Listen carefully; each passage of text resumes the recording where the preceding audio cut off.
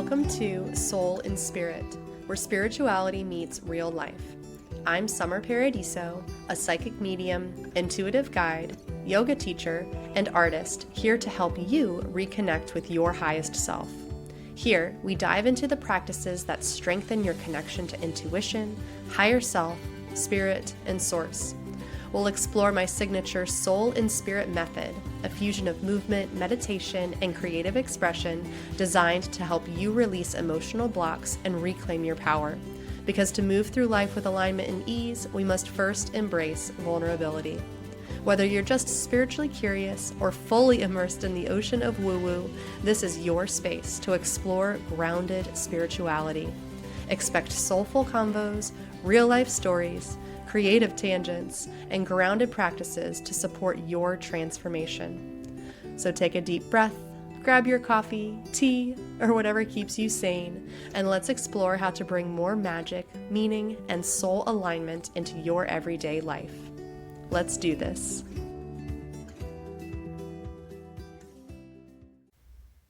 Hello, beautiful soul, and welcome to today's episode of Soul Inspirit. I'm Summer Paradiso, your host, and today is new and exciting because I am not only coming to you through audio, I am coming to you through video because in the past couple weeks, I have gone through a lot of transformation, and one of the new amazing things that you guys get to experience is a YouTube channel.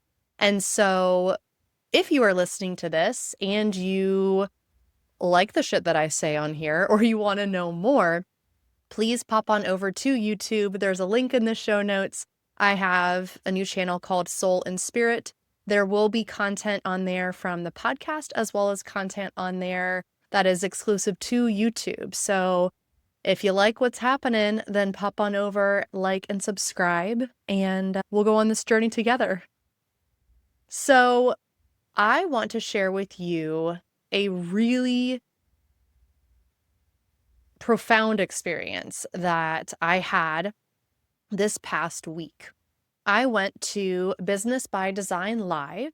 This is a big event put on by James Wedmore, and there were 1,000 entrepreneurs there, all in Phoenix, Arizona. I was brought into this world by Elizabeth Henson, my business coach, and she is actually on one of my episodes in an interview. So please pop on over in the show notes to that episode if you have not listened to it yet. I went to this event really excited because the James Wedmore world has a lot of the masculine structure for business, which is really helpful for me, but it also has a lot of the woo-woo. And so during this conference, we are not only talking about money and investing and email funnels and structure, we are also talking about mindset, doing deep meditations. And what I wanted to share with you is spoon bending. Now, this experience was profound for me because I was obsessed with The Matrix when I was in early high school. It came out, I think, when I was in 8th grade, but in 9th grade, once it was out on VHS, I watched The Matrix daily. I am not exaggerating. I should get my mom on here to validate this story. But I had The Matrix. I'm pretty sure it was taped from TV or something, by the way. I don't even think it was the real Matrix VHS. But I played it every day after school, and I would watch it. And I wouldn't finish the whole thing. It's a long movie, but I would just stop it when I was done watching, and then I would pick it up the next day. And so I was so enamored and just in awe of this movie. And what's funny is at this conference this last week, James Wedmore was talking about it as a documentary, and he always said it kind of jokingly, but we're all kind of like, because there's just so much that we don't know. And now don't be listening to this podcast and be like, okay, Summer thinks that robots are running the world. I mean, I don't actually fucking know. But my point is, my favorite part of that movie was the little kid monk with the spoon. I have always just been taken by that scene. And if you have not seen The Matrix, or if you cannot remember this scene, it is when Neo, Keanu Reeves, is going in to see the Oracle. And there's a little boy sitting on the floor in a little like monk robes outfit, and he's holding a spoon. He is staring at the spoon, and it's moving around. It's bending and warping and moving everywhere. And Neo comes in, the kid hands him the spoon, and Neo just kind of looks at it like, what? And the kid goes, in a British accent that I'm going to bust up, but I'm still going to try. Do not try and bend the spoon. That's impossible. Instead, only try to realize the truth. And Neo says, what truth? And then the kid says, there is no spoon. And Neo says, there is no spoon. And then the kid says, then you'll see it's not the spoon that bends. It is really yourself. I believe those are direct quotes. I watched the movie enough times to have that memory. And then the lady comes out and goes, the Oracle will see you now. And it's the end of that scene. And so anyone who is British, this was not meant to be offensive in any way. I'm just trying to get the vibe of the movie. But what was fascinating to me about this is just this concept of having control over your mind. It's also just like X-Men, and apparently I'm in a movie reference day, with Professor X and Jean Grey with their telekinesis abilities and being able to move things with just their mind. The concept, to me, has always felt possible. And it didn't feel like magic, like fairy magic. It felt possible. It's this feeling that I have deep in my core. And to bring another movie into it, this is impressive, guys. I'm just riffing today, and now I have all these movie references that are just coming in. Matilda. I know someone listening has watched Matilda, and as a kid, you were trying to move shit and turn off lights and turn lights on and grab chocolates with your mind, right? These movies, to me, felt like a part of reality. They felt like they exist somewhere in this universe, and they did not seem like fantasy. And whether or not that makes you think I'm completely insane, I don't actually care, because during this spoon bending workshop at Business by Design in Phoenix, Arizona, I lived out part of this dream. And so we were all given a beautiful iridescent spoon. I'm now going to order them from Amazon and do more of these, so you'll need to stay tuned because I'll probably do it on the YouTube channel. And we each had a spoon underneath our chair, and Jenny, who is James's future wife, guided us through just some ins and outs of what spoon bending is and what it would look like and how to get out of your head the most to be able to make it happen. And then she guided us through a meditation. And during the meditation is when we had the opportunity to bend the spoon. I will say that these spoons were not bendable beforehand. Like because I tried it at first, if you use like brute force, honestly, you could probably bend it like a smidgen. Like when you like reach in to get hard ice cream and it bends, like you could bend it that much if you're using brute force. And I'm talking like, you have to try hard, or the ice cream's got to be really hard where you're like sticking the spoon in and it bends. Now, so to me, I was like, okay, if that happens, because part of me is still a realist. I know that I talk to dead people and I talk to spirits and I talk to extraterrestrial beings.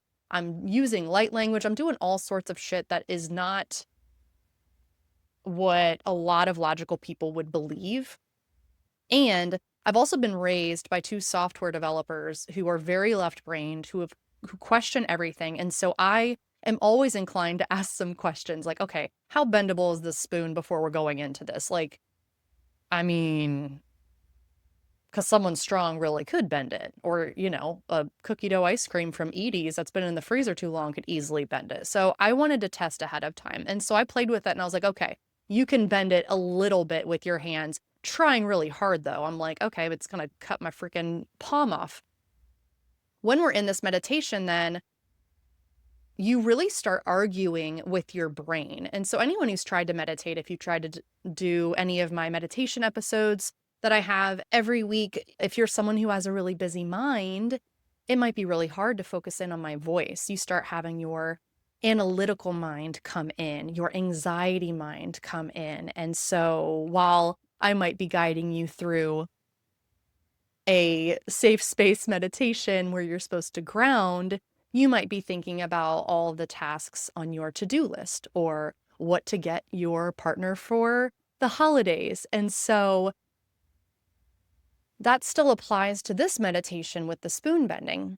And there's ego involved with it too, because you're sitting there with 1,000 people in this room, everyone with a spoon and everyone with this excitement, but also anticipation. And almost you can feel the jitters and I will say anxiety. Although I will say the facilitator, Jenny, did a really wonderful job of prepping everyone to kind of get out of their anxiety brain, but you can still feel a little bit of anxiety because there are people who were there for a second time or third time who had not previously been able to bend the spoon. And so, there's a little bit of this ego, like, am I going to be able to do it? Am I going to bend my spoon more than other people? Like, how good is it going to be? That competitiveness can come in. And so you're fighting that during the meditation while you are simultaneously trying to bend this spoon.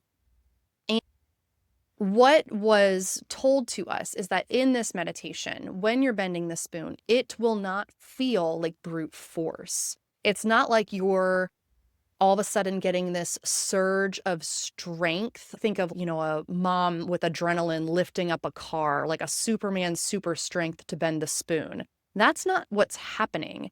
You are essentially blending your atoms with the spoon's atoms so that it is one. Your hand and the spoon are one. And so the spoon becomes like rubber, like it just folds and it just bends like a spaghetti noodle. And so I was like, okay, we'll believe it when I see it. And for me, it was very easy to slip in the meditation. And I will check back with you guys and let you know how it goes doing it by myself, because doing it in a group in that room with all those people and all of that energy and just that sacred space, I picked up on it. My system was flooded with this high frequency because I'm very susceptible to different energies. So honestly, if it had been like a shitty vibe in there, I probably would not have been able to bend the spoon. So I just want to say, like, the environment was prepped for this. And again, stay tuned for me trying to do the spoon bending in my studio solo with maybe my cat in here if she decides to show up. So we were told to relax, close our eyes. And as we held the spoon, we were pulsing our thumbs and forefingers on one end of the spoon and then the other end of the spoon. And as we pulsed is when we essentially were imagining the space between our fingers and the spoon, the space between the cells, the atoms of both disappeared. And as that space disappeared and it melded together is when the spoon would start to bend. And so my spoon bent a fuck ton. And the big takeaway for me is not that I can bend a spoon. And since this is my first YouTube video, I will show you guys. This is my bent spoon. If you're listening, I will describe it to you. And if you're watching the YouTube, you can see that this sucker has 1, 2, three, four, five, six, 7 coils. Like, it is a spoon that has been wrapped around into a spiral. And this is really significant to me because when we were doing the meditation, each spiral, each full revolution that I spun the handle of the spoon happened when I was envisioning a scene from my future. And what's interesting with this is the scene from my future felt as if it already happened. And what would happen is I would be in this meditation. Jenny's talking in the background, but I kind of went a little bit rogue because, and some of my students know this, when you go rogue in a meditation, it's okay because you are provided the sacred space and you let your subconscious take over because it has information for you. And the visions would start to play out in my mind, and almost as if someone had poured a cup of water over my head. The water filled my mind with this vision of the future. And then as the water like trickled down, it's like it fully trickled down. And when it covered my entire body and moved throughout my entire body, it's like my cells activated and understood that this is not a vision, that this is reality.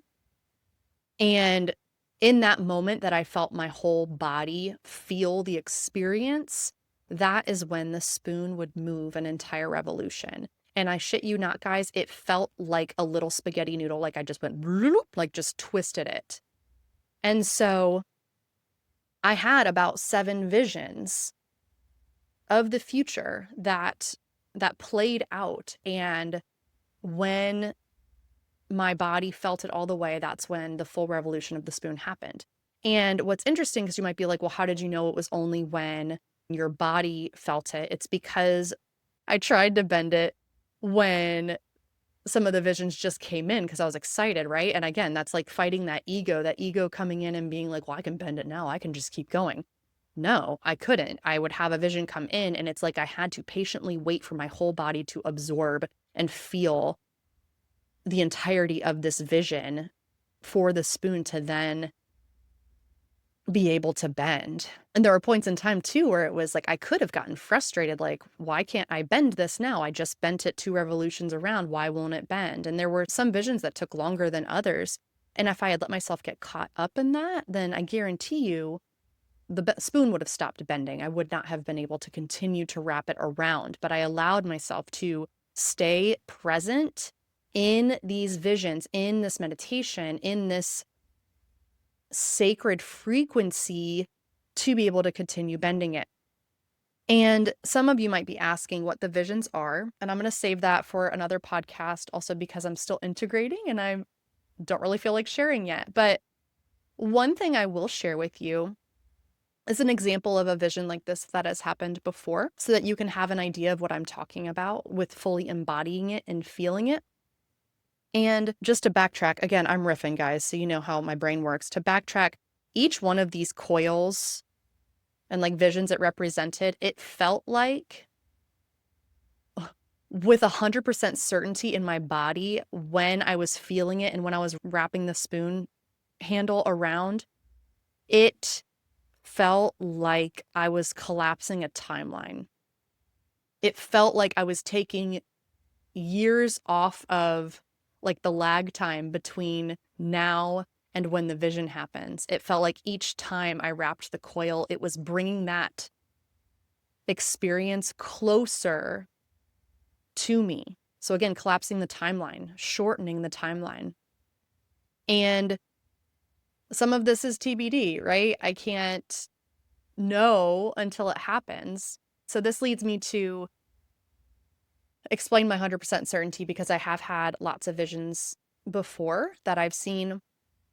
And these are not dreams. These are ones that come up in meditations, or they come up in the shower, or they come up on a walk on the beach. They come out when I'm just completely clear. And when anxiety brain is turned off and I am just open to receiving from source, from the universe, from my highest self.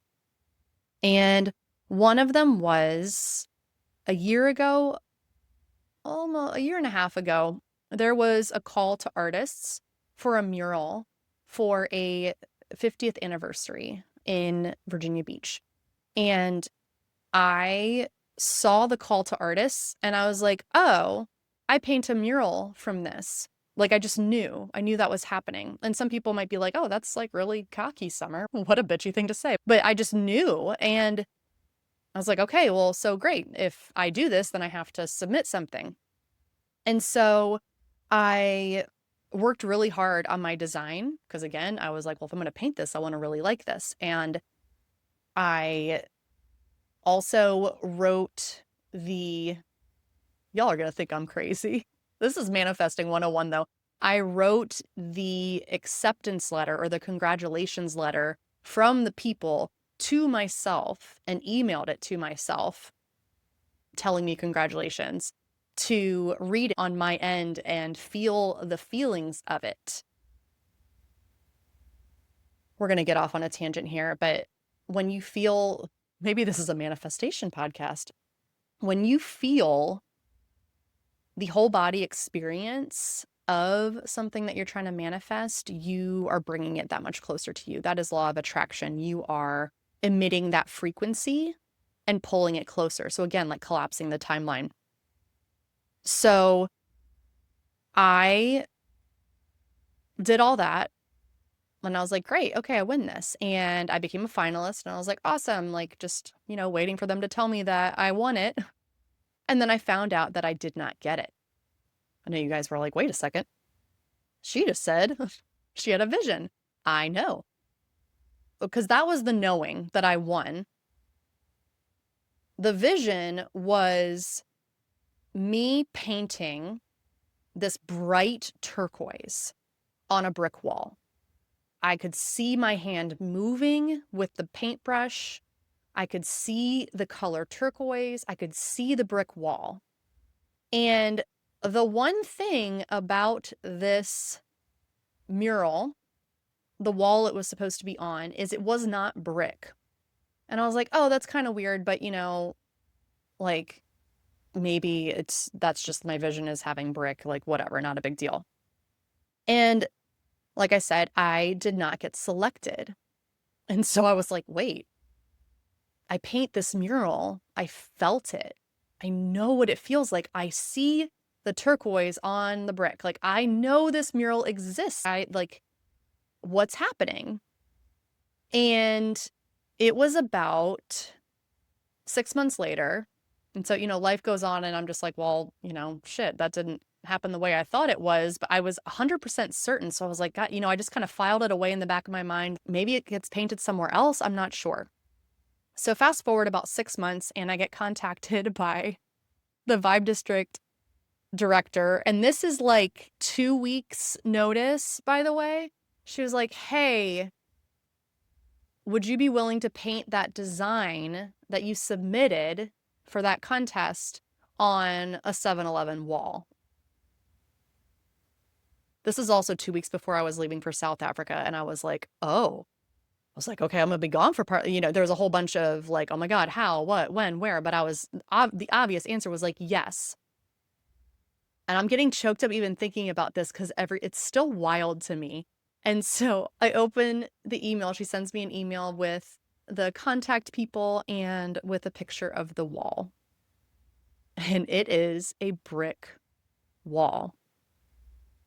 And I was like, oh, okay. And this is one of my favorite stories to share in trusting your knowing when you have visions or thoughts like that.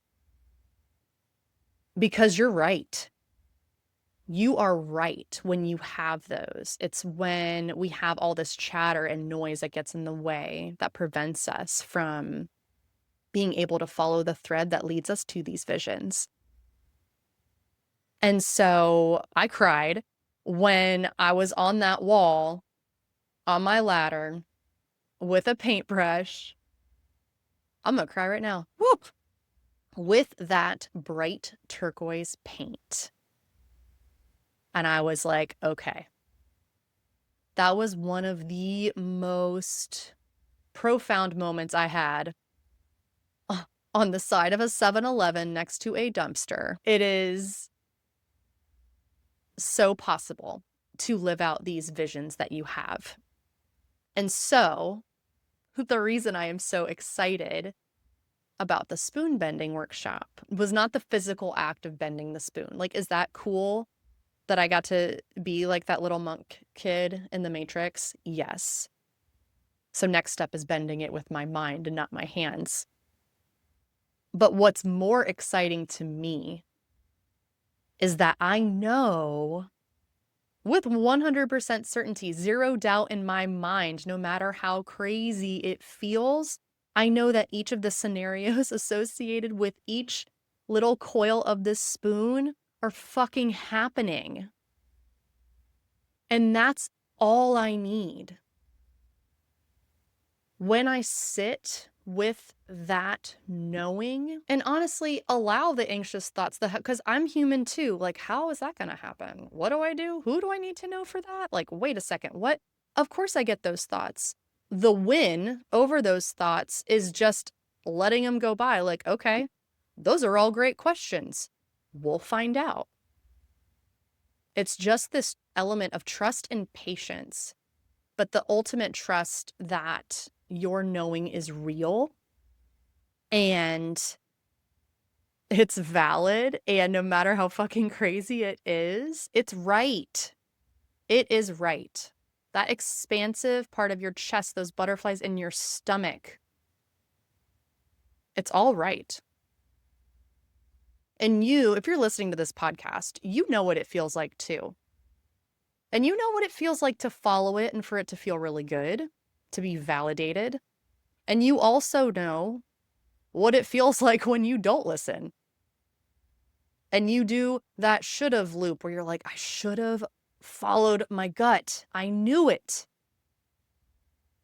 I knew that guy had red flags.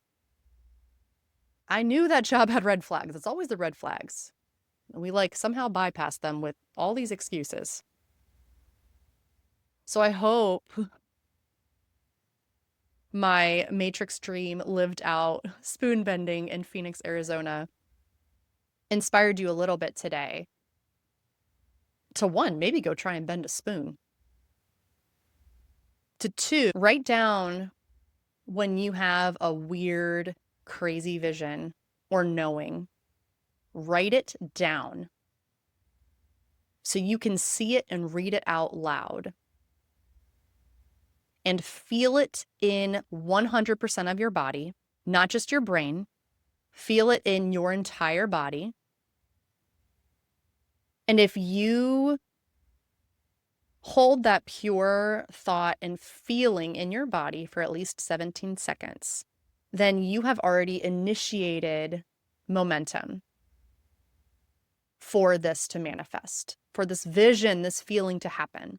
And if you can move it to 68 seconds, so that's 4 times 17, so 4 consecutive 17-second spans of time, you are literally aligning with the law of attraction.